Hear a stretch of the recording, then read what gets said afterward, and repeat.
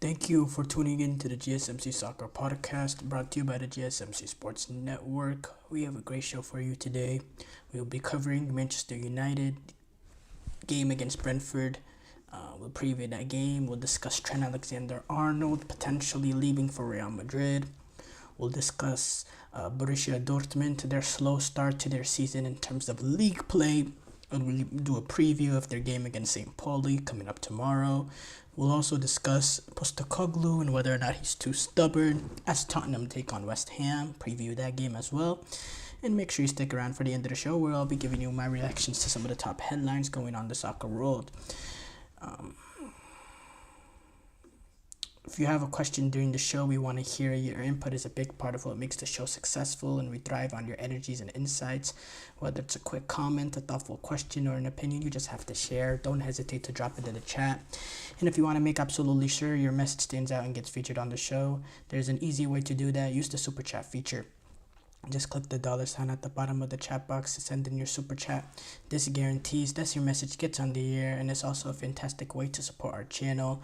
We rely on your support to keep bringing you the sports content you love, and we appreciate every bit of it. So go ahead, let us know what you're thinking. Hit that super chat button, and let's keep this show as interactive as possible. And if you prefer, you can also go to the GSMCpodcast.net to tip, donate, and leave a comment or question there.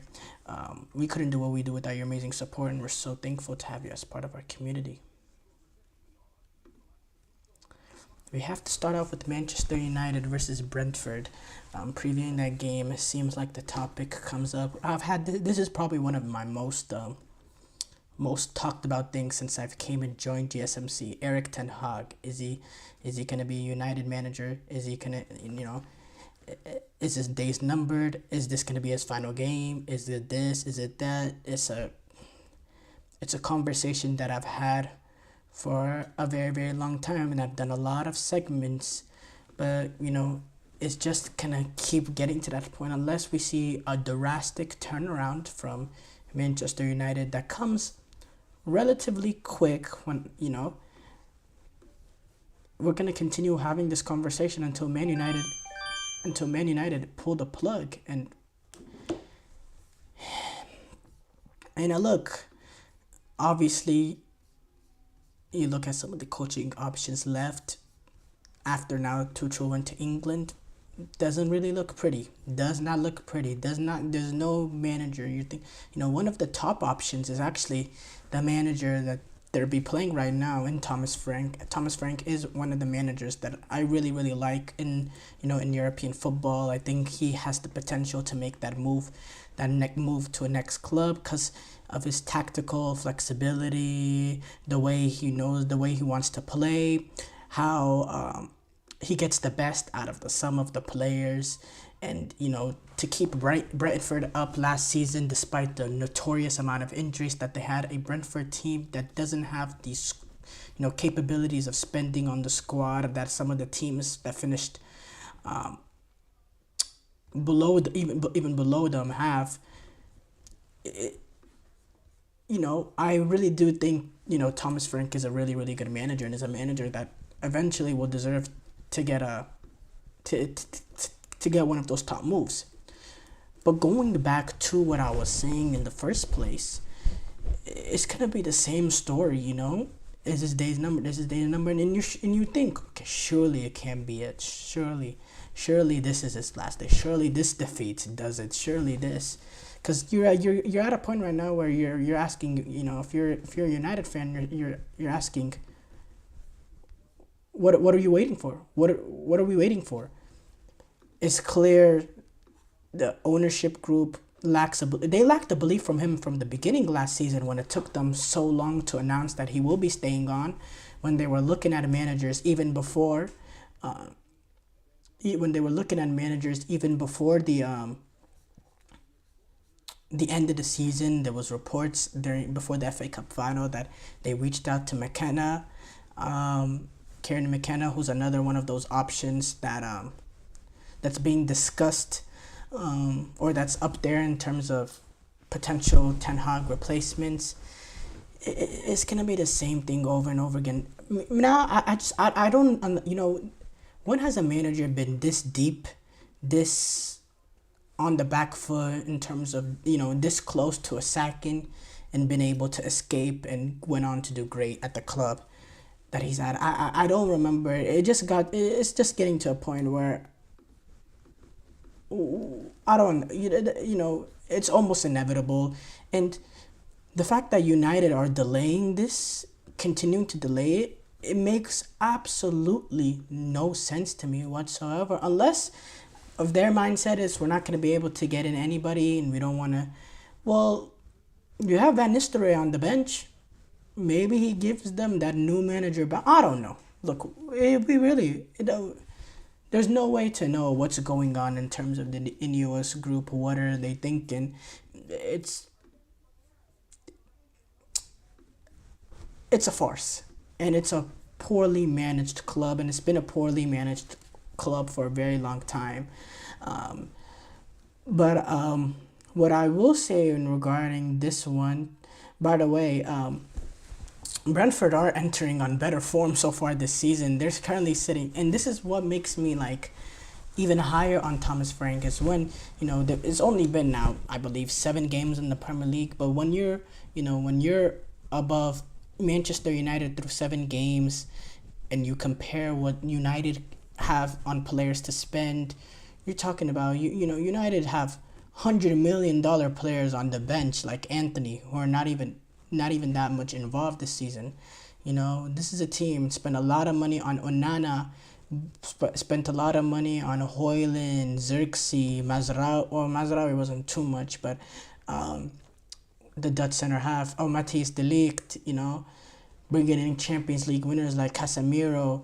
These are, and they have the hot shots, the Brunos, the Rashfords. And you compare that with Brentford, who have some quality players and have a good scouting department that allows them to buy cheap and develop players and be able to sell them for a high amount of money. They've done that with, they did that to an extent with Ivan Toney, Said Benrahma, players like that they bring in on very, very low value, and they develop them at the club. They see, they get all the potential out of them.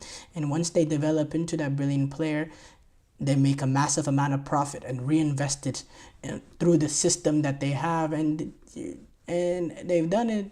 And they've done it brilliantly well. They have a very good scouting department. It's a well-oiled club. It's a well-oiled machine. And it's the opposite of what Manchester United is. Manchester United have problems all over, from top to bottom. Brentford, everything is well-oiled, and they can go through injury crisis the way that they went through last season and still survive because there's a discipline and there's a well-oiled nature to the club that can allow them to overcome adversities. You compare what Brentford had a lot of injuries to overcome. You compare that to United suffered a lot of injuries, and you see they fell apart. Now, obviously, everything is relative because Brentford I believe they finished last season in around the 15th place. I'll pull it up right now, actually. But yeah, Brentford, they finished last season in 16th place, only 2 spots above Luton, who got relegated. And United finished 8th place. But it's all relative. It's all relative. Brentford have a weaker squad in general compared to everybody else in the Premier League. They don't go out and spend as much money. They don't have the resources. But the fact that they can overcome the injuries that they overcame despite the lack of resources and still be able to survive, it's all relative now. United finished 8th place. But that's United's worst ever finish in the Premier League era. So when you see how Brentford is able to overcome these issues that they've had last season compared to United, it shows the relative, shows how one team can handle, adversity compared to the other. As far as this game, Brentford are coming in better form with them sitting in 11th place. They've had some good moments this season. Brentford has. We know United, they've been awful. This season, it's just not been good enough. This game being played at Old Trafford, but it's not like Old Trafford is really a fortress. There's teams that's gone into Old Trafford and gotten, look at Tottenham, just completely dismantling Manchester United, and they did that at Old Trafford. Um, you know, uh, you know, uh, it's a tough one because number one, I would like to know how United line up up front. Do they go with Rasmus Højlund, which is probably their best striker, go with that little bit of pace? Do they try to, how do they go and how do they approach the game? Are they going to come in and will they be willing to dominate the ball? Because United are not going to go and take this game by the scruff of the neck. Brentford will have their chances to play, and I feel like United might want to take advantage of their pace on the counter, because sometimes I don't know if United have the capabilities to go in and dominate a game from minute one and completely I think United play their best football playing on the counter, because if they do go and try to dominate a game and open themselves up, I think United leave themselves very, very vulnerable, and Brentford have the ability to play on the counter. So I want to see how United go about this game. The one thing that, if you're Brentford fans, concerns you is their away form this season. They've lost all three of their away games this season, and they've struggled obviously on the road. They've gotten all their points at home, so there's that aspect of it. But overall, I'm looking forward to a really, really good game. I think both teams are gonna go for it, and I'll probably lean towards a draw, but who knows? I'm interested. Short break here coming up. When we come back, we will discuss Trent Alexander-Arnold potentially leaving Real Madrid or leaving Liverpool for Real Madrid. I feel like I'm losing my mind. Is everybody in the world blind? Please, Lord, give me a sign, a sign.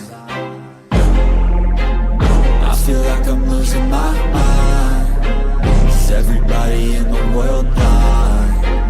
Please, Lord, give me a sign, a sign.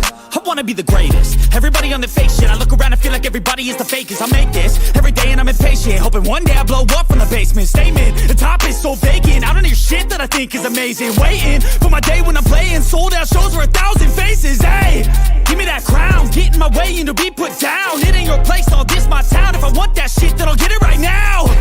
I'm losing it, the noose it fits. I'm losing shit, a stupid myth. You choose to live or choose to dip. You choose to fight or lose your grip and lose a gift. I feel like I'm losing my mind. Is everybody in the world blind? Please, Lord, give me a sign, a sign. I feel like I'm losing my mind. Is everybody in the world blind?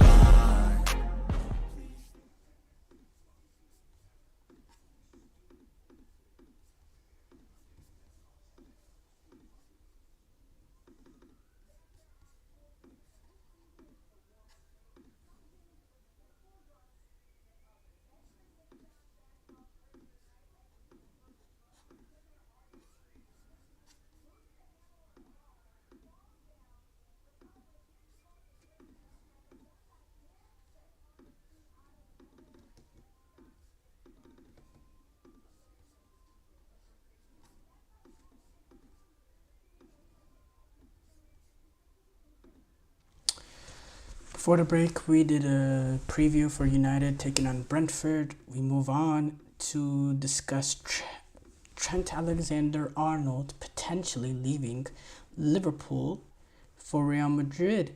And how big of a loss would that be for Liverpool if it happens?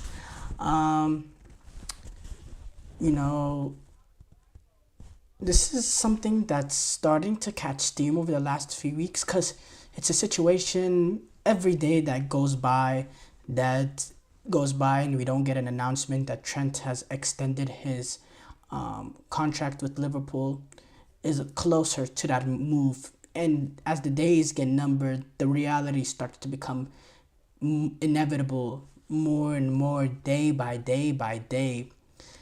And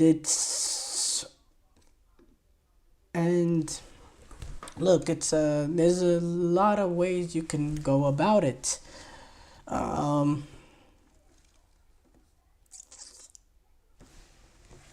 Now there's reports right now that obviously Madrid has made Trent Alexander-Arnold a priority. There's also a report that that came out that Trent Alexander-Arnold does not plan on renewing with Liverpool, and that he will make that move to Real Madrid, and yeah, that's a really, really hard hard pill to swallow if you're a Liverpool fan, Liverpool supporter. This player, and Trent Alexander-Arnold, came up the ranks, is a Scouser himself, leaving your club to your European nemesis, essentially, the team that took 2 Champions League titles away from Liverpool in the last 5 or 6 years, and then they eliminated them in another 2 knockout stage games. It's been, Liverpool have never been able to take advantage of Real Madrid, been able to get past Real Madrid, and now they're a player, someone that's supposed to be Liverpool through and through, is going to leave for Real Madrid. That is a hard pill to swallow, I do have to say. Now, the fit for Real Madrid was perfect.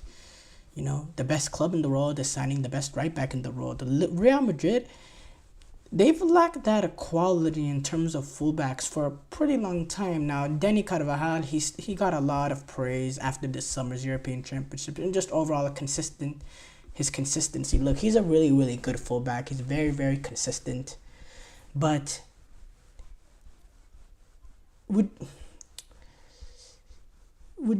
he's not a top, like, he's a, you could say, you would probably say he's a world-class right back, but he hasn't been a world-class right back for a long time. He's not a right back that'll go down in history. Trent Alexander-Arnold has that quality, has that ability. In Real Madrid, they've had fullbacks that haven't been the best defenders. Specifically talking about Marcelo, they've took advantage of their quality going forward, and they've been able to defend well as a unit and protect, Marcelo. I just think it's a match made in heaven. Trent Alexander-Arnold going to Real Madrid. He has the quality to play for Real Madrid. I think he has the character as well, the bottle to play in the pressure of having that badge. He has his best friend, Jude Bellingham, his England national team best friend, also involved. It seems like Jude Bellingham is probably involved with the recruitment process of this. I wouldn't be surprised if that was the case. And it just shows, this is happening, or I don't know. I don't know if this is happening. I'm still a little reluctant to say it's almost a done deal. I'm reluctant to say that because Trent Alexander-Arnold has a chance at Liverpool to have Steven Gerrard's legacy. Now, I don't think he can really triumph Steven Gerrard's legacy because it's a little hard to do that as a fullback. You're just not involved. When you're Steven Gerrard, you're the midfielder, you're running the show. Even though he's really important, Trent Alexander-Arnold, as a right back, you can't really necessarily run the show. But he can still go down as a massive club legend, He's already won. And the thing is, too, the difference between Steven Gerrard and Trent is, Steven Gerrard, he never, he had that Champions League, but he didn't lift the Premier League. Trent Alexander-Arnold has already won the Champions League and Real Madrid and the Premier League, and he's only sitting at 26 years old. So he has a chance to really increase that trophy cabinet. Now, that being said, you go to Real Madrid and you're taking it to the whole next level. Your trophy cabinet is about to, you're going to need a second closet if you go to Real Madrid. You're going to have so many medals. And I think for Trent, he's valuing getting as much trophies as possible and being well-renowned for the best right back he can be worldwide than just that pure Liverpool legacy, the connection with Anfield, the connection with the Liverpool fans, the pure legacy that he wants to have as Liverpool for being a Liverpool great. I think he's valuing, wanting to be renowned as a world great, because Real Madrid is a whole new scope when you become a Real Madrid player. That's when the casual soccer fans who don't watch day in, day out, that don't really have as much knowledge as us diehards, that, when you become a Real Madrid player, you start getting on the lips of those sort of people. You start getting a worldwide brand to yourself. I think David Beckham, he really fancied that as well when he made that move to Real Madrid, because I don't think David Beckham would be as world-renowned as he was today if he didn't make that move to Real Madrid. Because, look, at Manchester United, he still had a lot of, from what I heard, obviously I wasn't around at that time, but I was really, really young. He still had a lot of, fame to him. But when you put on the Real Madrid jersey, you're worldwide, you're international. And I think Trent is valuing that. I think Trent is valuing trying to win as many trophies as possible. Really have multiple Champions Leagues, winning, in domestic cup. And as an Englishman, more domestic titles. And as an Englishman too, it's really a special thing to go play foreign club and win trophies for a club like Real Madrid, because it's pretty rare. Now we're seeing it a little bit more with, Jude Bellingham playing at Real Madrid. Dortmund, they've had their English players. Bellingham was there, Jadon Sancho, Van Gittens right now. But it's, more likely than not, you're a top English player. You're playing for Chelsea, Manchester City, Manchester United, Arsenal, or Liverpool. You're playing for, or maybe even Tottenham. You're playing for those 5-6 clubs. That's it. No other, if you're a top English player, you're more likely or not playing for one of those clubs.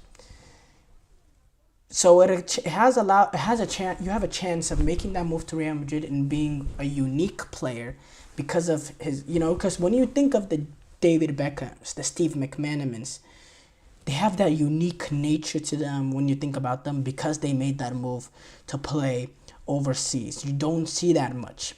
So there's that element that he might be fancying. But at the end of the day, I just think he wants to win as many trophies as possible. And I'm saying this as if he's made that decision.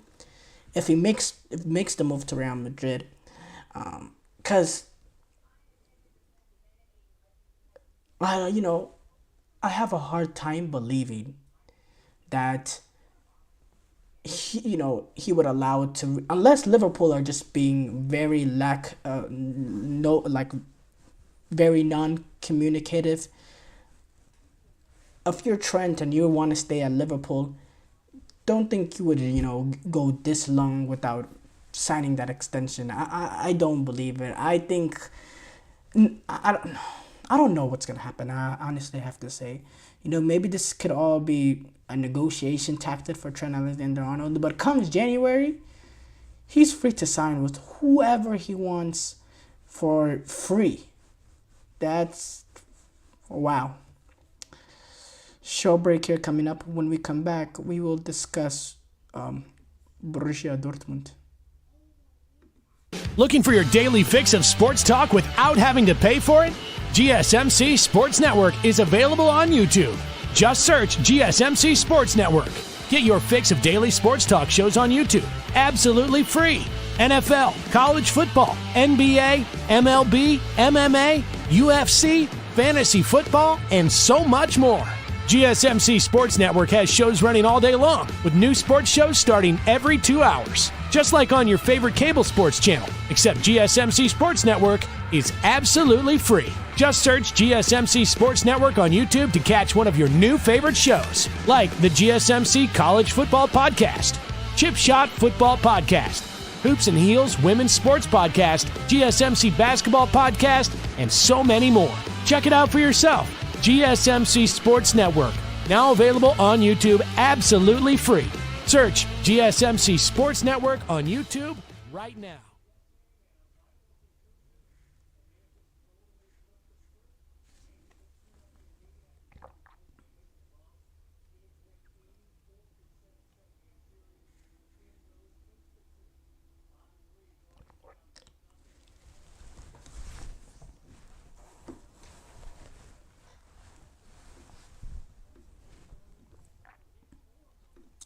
Borussia Dortmund take on St. Pauli. Borussia Dortmund has had a... Before the break, we discussed Trent Alexander-Arnold leaving for Real Madrid. We move on. We'll discuss Borussia Dortmund, their slow start that has been so far this season, and we will later on preview the Dortmund-St. Pauli game. Borussia Dortmund, they've had a rough start to their season. They're sitting 7th place in Bundesliga, for their standards. 7th place in Bundesliga, has already lost 2 games. They drew another, sitting on 10 points. Already drifted 4 points below the likes of Bayern, Leipzig. It's been a little rough for Borussia Dortmund. The hindsight, though, in the Champions League, they played some pretty good football. They're sitting top. It's only 2 games, but they scored. I believe they defeated Celtic 7. They defeated them 7-1. But in terms of league play, hasn't been that great of a really good start for them. And we know they reached the Champions League final last season, now being managed by Nuri Sahin, who came in as an assistant halfway through last season. Edin Terzic decided to step away. Now the likes of Nuri Sahin taking over, managing the club, and there's some things that Borussia Dortmund have been struggling this season. Their away record has been really, really poor. They've only gotten a point this season away, I believe, up to this point.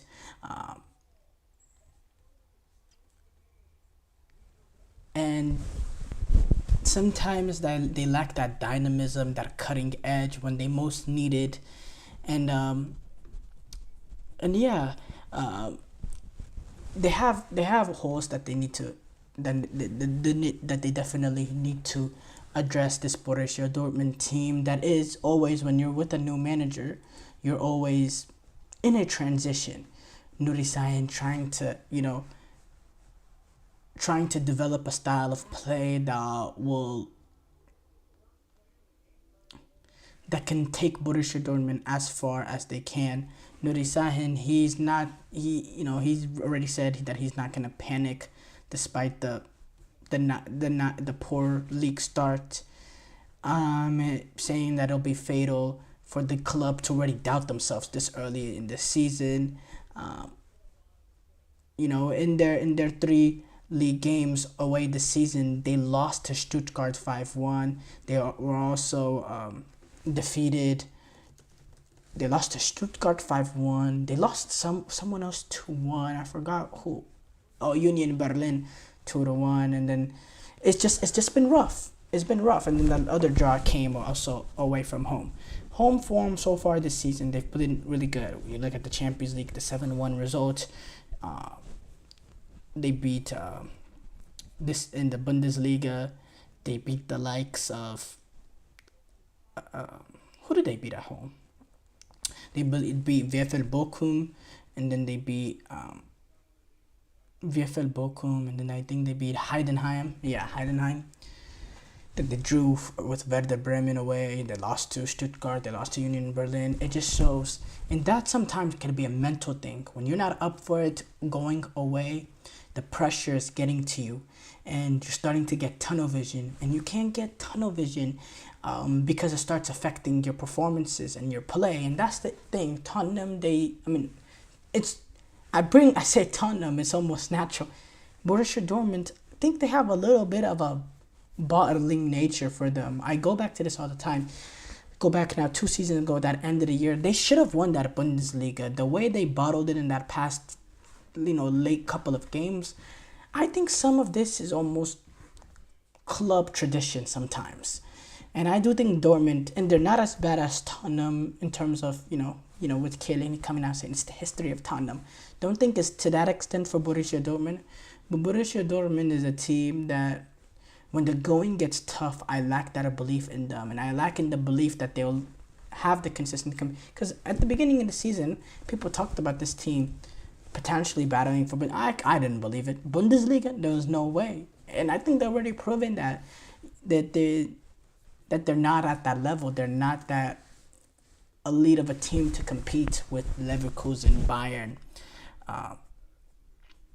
But the good thing about this for Borussia Dortmund is, they have a good opportunity to bounce back, taking on Saint Pauli. And this game is being played at home, which we know that's Borussia Dortmund's safe place, and an atmosphere that they've really been able to take advantage of. So I think this is a good opportunity. I think St. Pauli is sitting 15th in the Bundesliga. And the thing with Dortmund is within their first 5 games, they were pretty good. It was 4 wins and a draw. It was since then that they've dropped the results, and it's led to where they are right now. As far as St. Pauli, they lost their last game 3-0 to Mainz, and they were dominated in that game. They didn't create any opportunity, and Mainz was much better. They're managed by Alexander Blessin, and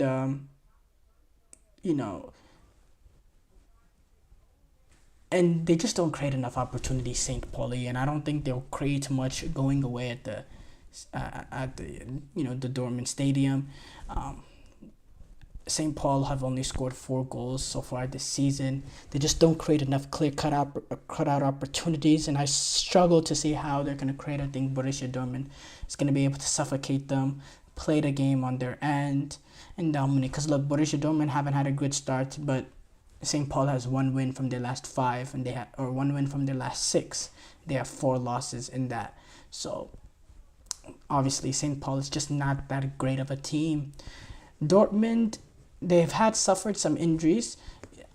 They're without Jan Koto, Julian Duranville, and Giovanni Reina, and then Adeyemi. He's gonna be out for a pretty long while, which he's a big player for Borussia Dortmund. His pace, his verticality, his ability. I think he's a really, really good player for them that allows them to stretch back lines with his pace, with his ability to dribble with the ball with pace. Nicolas Sola, he might be, he's probably not going to be available as well. So it's going to be interesting to see who partners Nico Schlotterbeck. It'll probably be Valdemar Anton.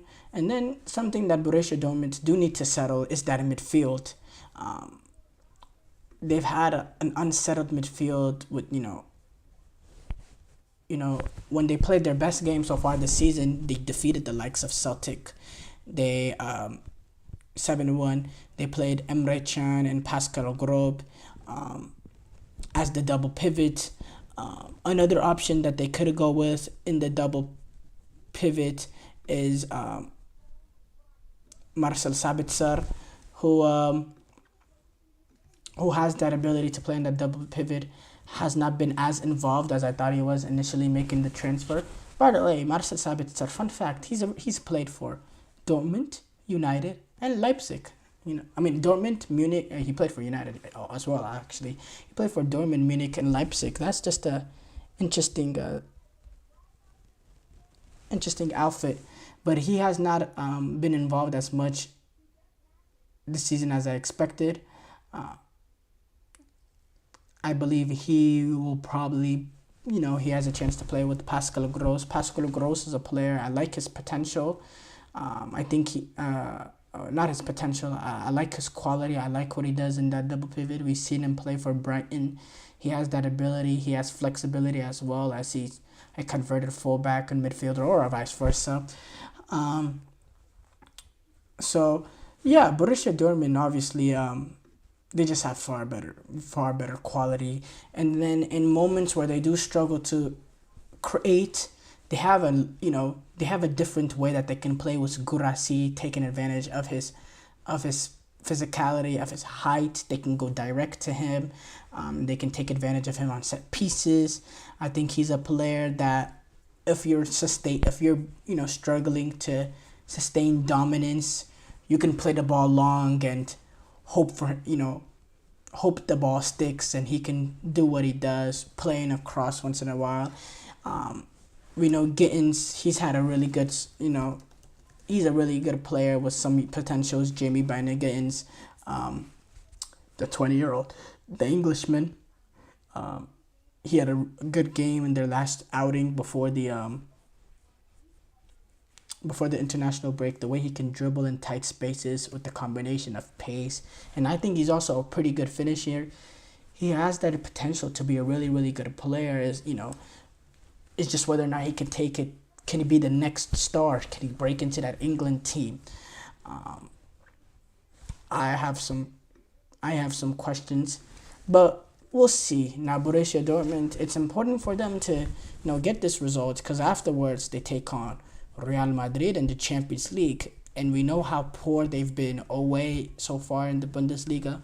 That game will be played at the Fortress, at the Bernabeu. That's a difficult game for Borussia Dortmund, to say the least, and they want to enter the game with some momentum. They don't want to enter the game on a loss, because it just makes it that much harder. Thank you guys for listening. Short break here coming up. When we come back, we will discuss Tottenham versus West Ham.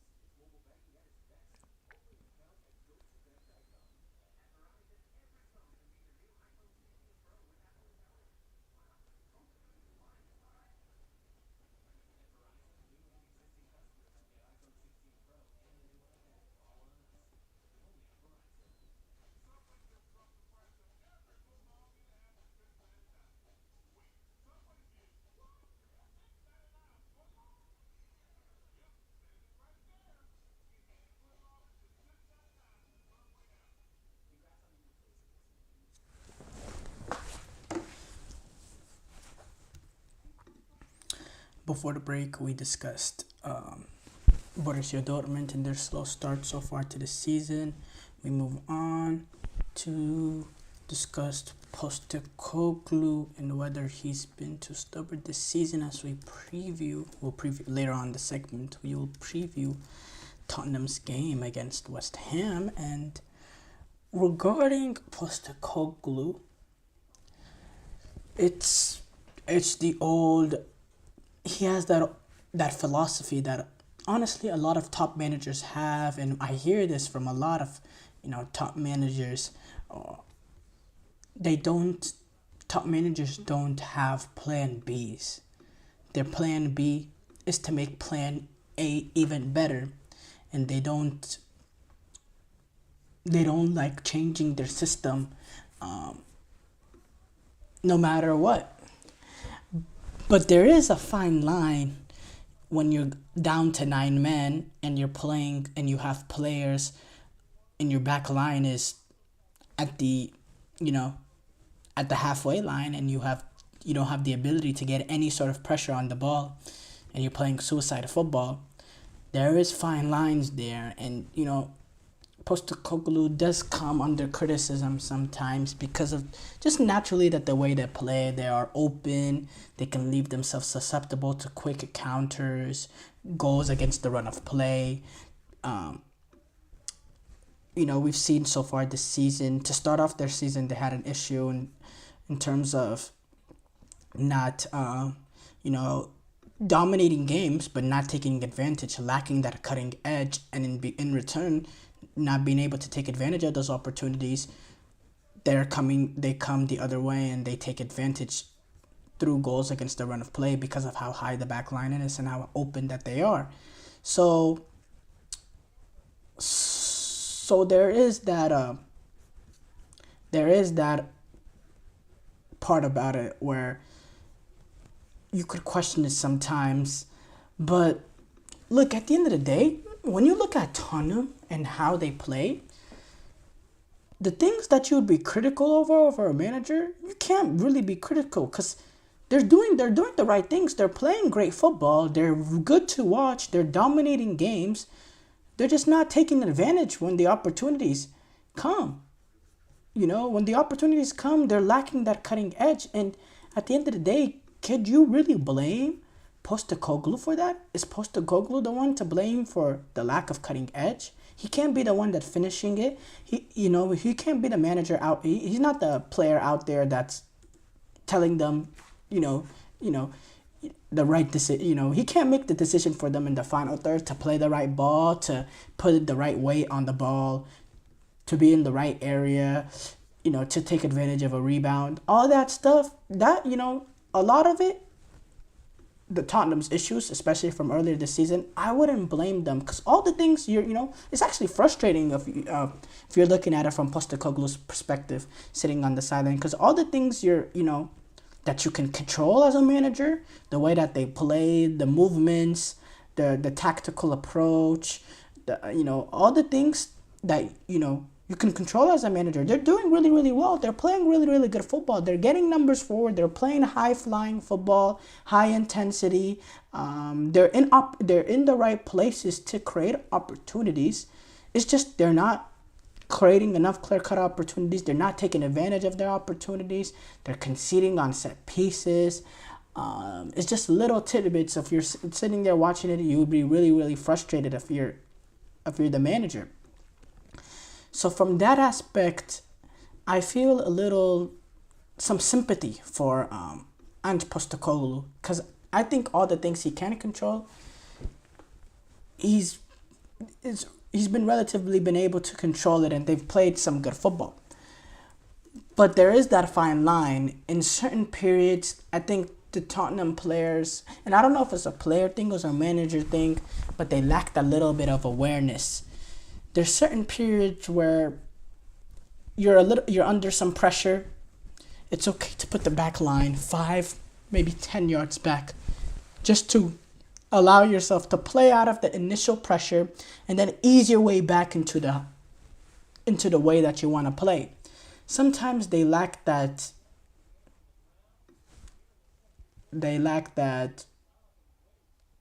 ability to just get out of the situation that they're in.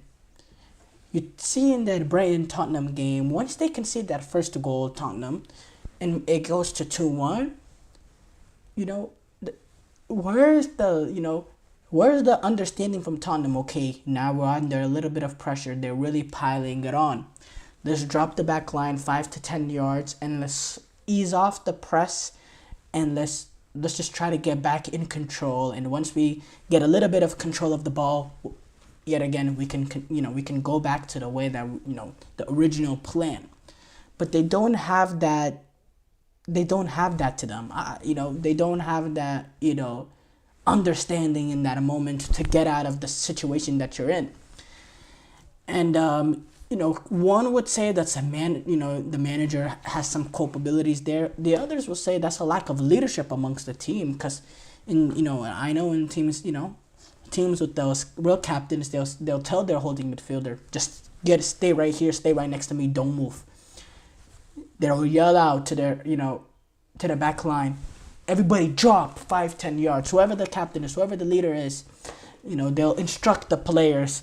And then so maybe that one will blame the manager, one will blame that. I think that's been an issue. But overall though, I think Postecoglou was a really, really good manager, was really, really good quality in terms of how he plays. I think what he's done with Tottenham were a team that was really dreadful to watch in the past few years before Postecoglou came in. For a while now, they've been a really dreadful team to watch, and it's just been. Now Tottenham is a fun team to watch, and last year they had that really good start to the season, couldn't really take advantage of it, and get into the top four, fell a little bit at the end. But again, they lack that depth, and the way that they played, players were eventually going to get tired. But I think overall, though, going back to Postecoglou, I think he's a really, really good manager. And I think he's a manager that Tottenham, quite frankly, are lucky to have. Because I feel like he could be a manager of a real team competing. He has that quality to him. I just think the players are not at the ability to fight for Premier Leagues because, they're Tottenham. But let's go back to this game, Tottenham taking on West Ham. Interesting game. Tottenham, they had that bad start to the season, but lately they've recovered, and then they had that really bad loss right before the the international break, where they conceded 3 goals in the span of 18 minutes and squandered a 2-0 lead in that second half to lose to Brighton 3-2. As far as West Ham, okay start to their season. They're sitting 12, 8 points after 7. I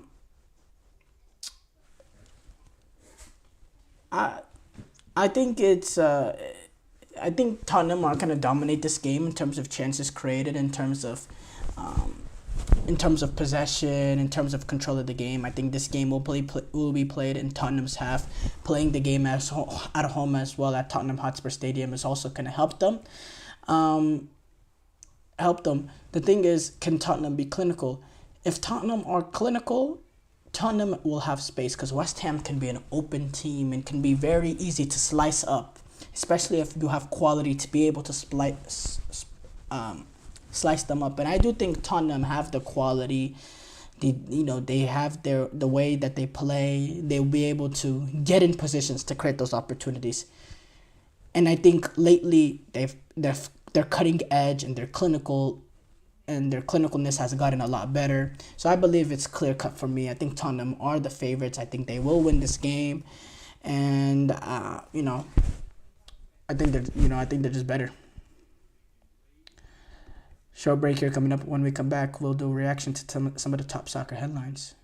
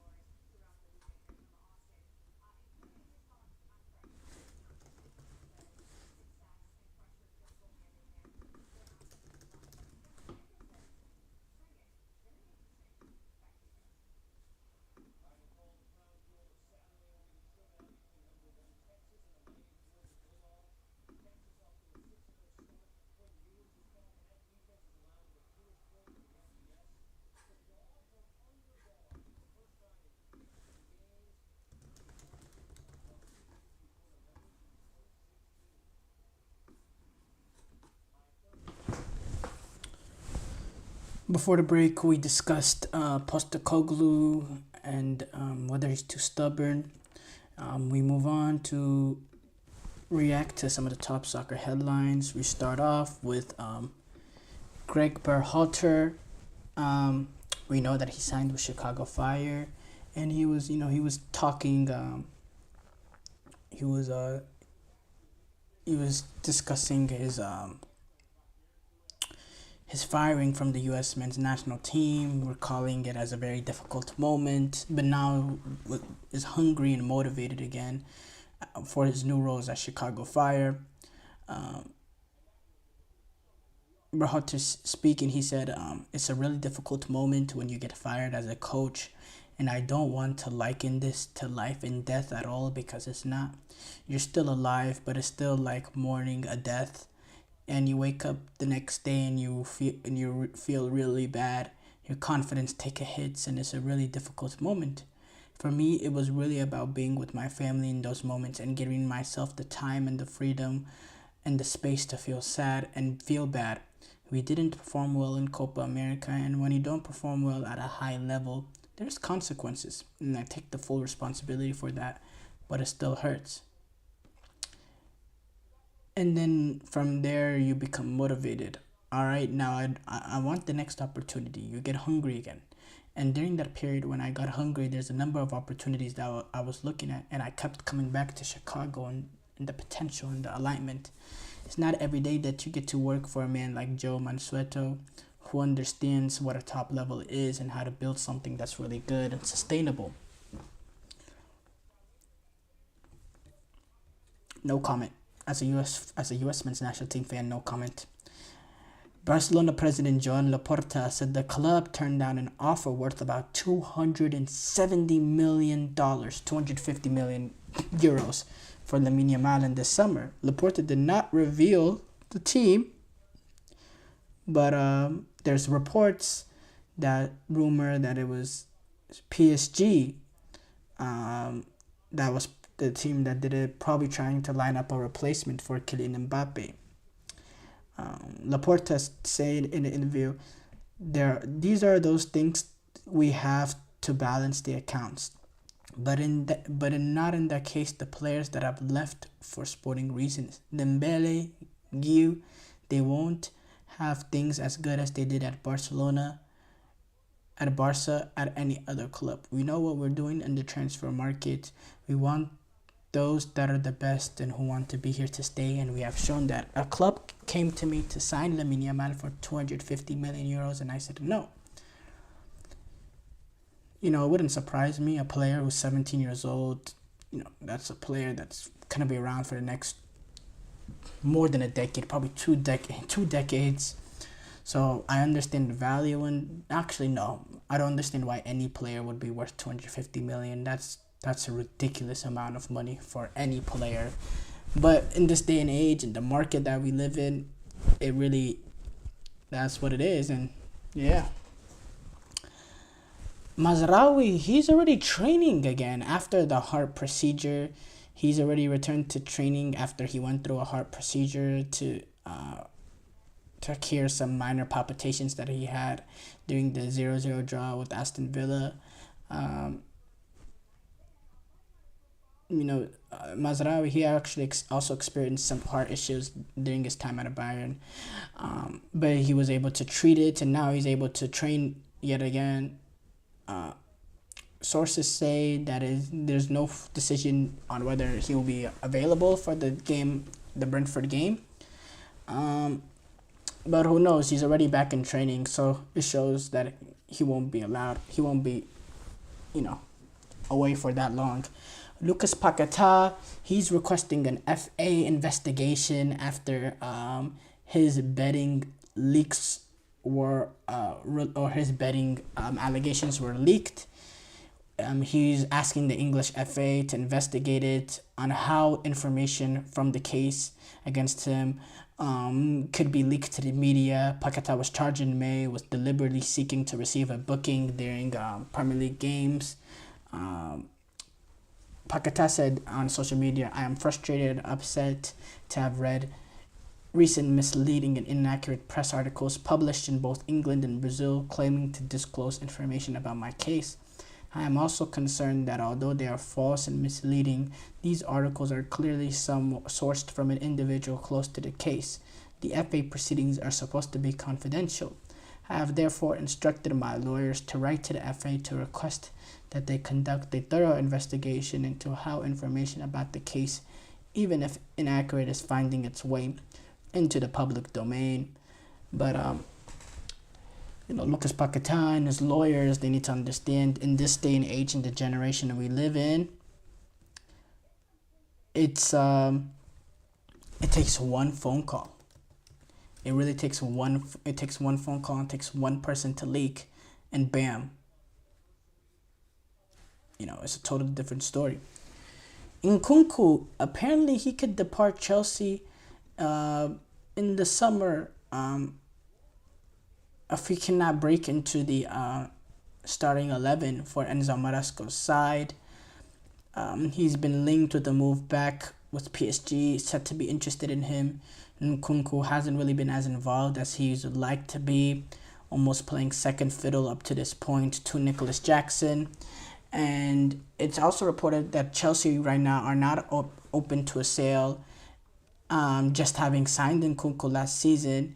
But it seems that Nkunku seemed to be unhappy with the backup role, which, obviously, we know the quality that Nkunku has, and, he would be very disappointed not to be in that starting 11. But again, this is a team with crazy depth. But I think Nkunku, if he can be a little bit patient, he can continue to put his head down and work hard, I think he will break into that starting 11, because playing through the middle as a number 9, I don't think there's any number 9 right now sitting at Chelsea that have more quality than him, that has more ability than him. It's just being out last season. It's a combination of a lot of things and why he's, right now he's been on the bench. I think if he can really put his head down and continue to work for the next few months, it'll be no time where he breaks into that starting 11, because I think he's a really, really good player, and he's a little bit of a different profile compared to, a lot of players like him. But we'll see. Obviously, I think Chelsea's team is already bloated, so they could lose a player or two and get some money back, but that's a whole different situation there. Messi, he came out saying he prioritizes him staying happy and healthy over trying to reach the 2026 World Cup. Messi said, "In the moment we will see. I don't like to accelerate time or look ahead. I try to enjoy every day. I hope I can keep playing at this level to feel good and be happy. When I get to do what I love, I am happy. I value that more than reaching the 2026 tournament. I haven't set a goal to reach the World Cup, but more so to live day to day and be well."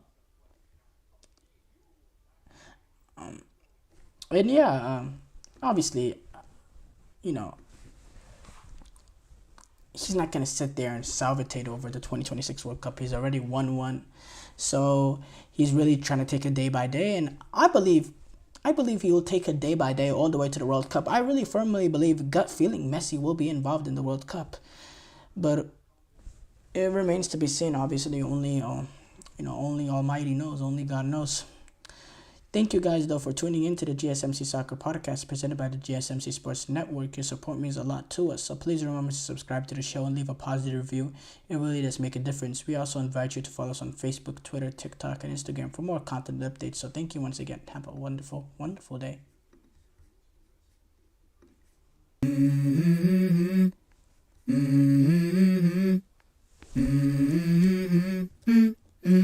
Let's go.